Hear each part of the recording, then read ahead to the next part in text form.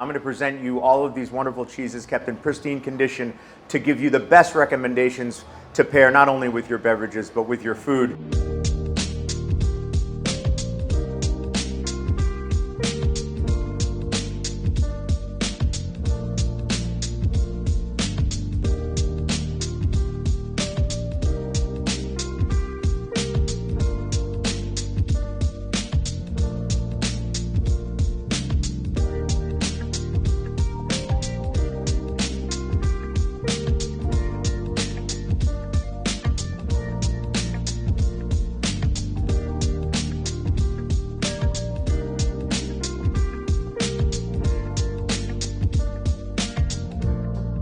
Michelin star, highest level, New York City.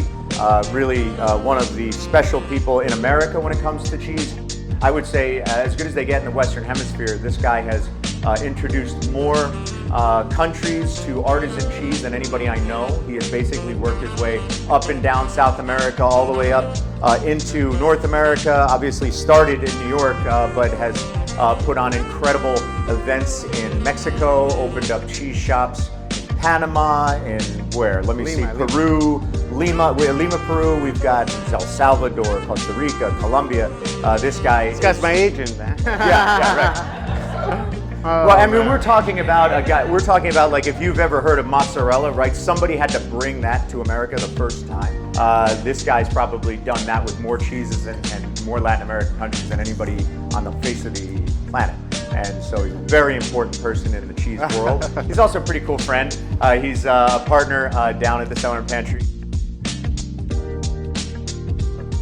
When we do tastings, obviously we want to start from this, not the lightest, but definitely we're going to go in crescendo, right? From mild to strong. So we got to start training the palate for the stronger flavors in wine and in cheese.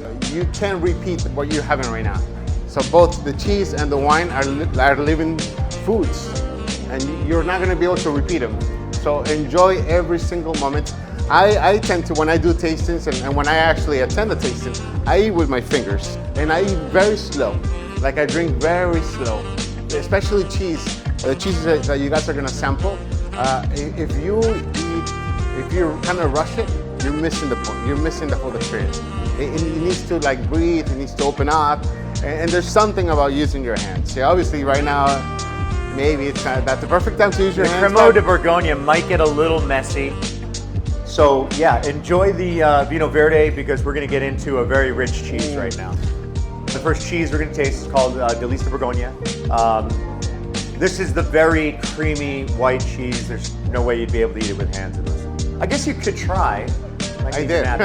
It probably stands to reason that they're known very well for their triple cream because they love that the bubbles interplay a little bit with the richness of a triple cream. When I say triple cream, I mean that this cheese has more than 70% butter fat in it.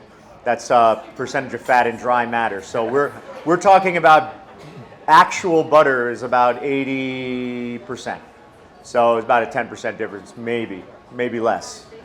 Very rich. They're actually adding cream back to the milk that they use to make this cheese, and that's why they call it a triple cream. If it was less, say 60%, it would be a double cream. Less than that is basically your straight up brie, which is going to be the milk that's brought in whole and turned into a bloomy rinded cheese.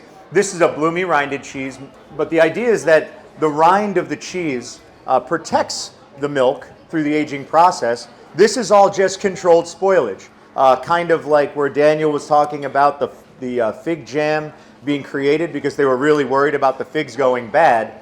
The cheese itself and cheese in general was created to be able to preserve milk and protein over the course of the winter.